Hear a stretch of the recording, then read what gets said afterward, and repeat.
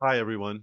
This is Daniel Tekanoff, and today we're going to be talking about the sections in Joseph Story's Commentaries on the Constitution that specifically talk about the Article 5 amending article of the U.S. Constitution.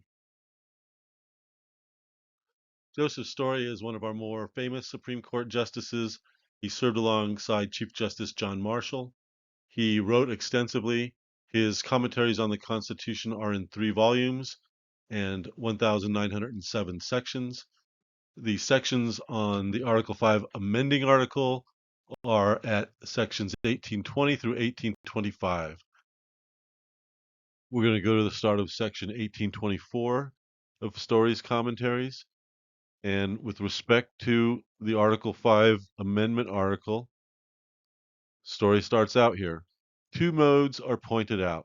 The one at the instance of the government itself, through the instrumentality of Congress, the other at the instance of the states, through the instrumentality of a convention.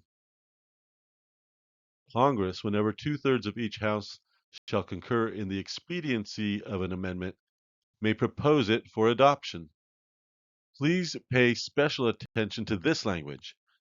The legislatures of 2/3 of the states may require a convention to be called for the purpose of proposing amendments. It doesn't say that they hold the proposal power. Here is the main part of the lesson.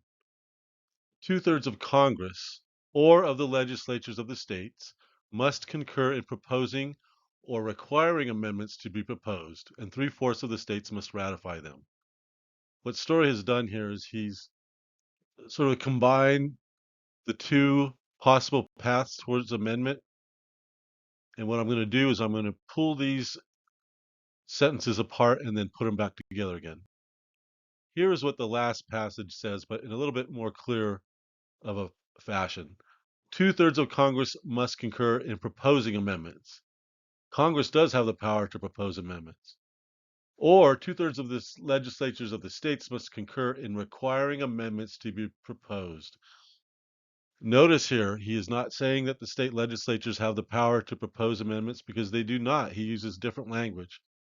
Requiring amendments to be proposed means that they have the power to vote for the beginning of the convention. After that, it becomes a convention of the people, and they need to support that. This is the evidence that the Article 5 convention is a convention of the people.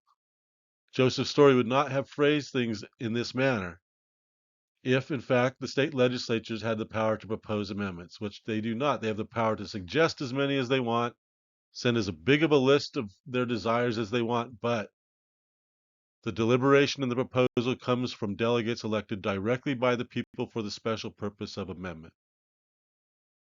For those of you wondering who I am, again, I'm Daniel Tekanoff. I wrote this book, Guide to the First Article 5 Convention of the People, and I ask you to please invite your state legislatures to invite me to testify in committee.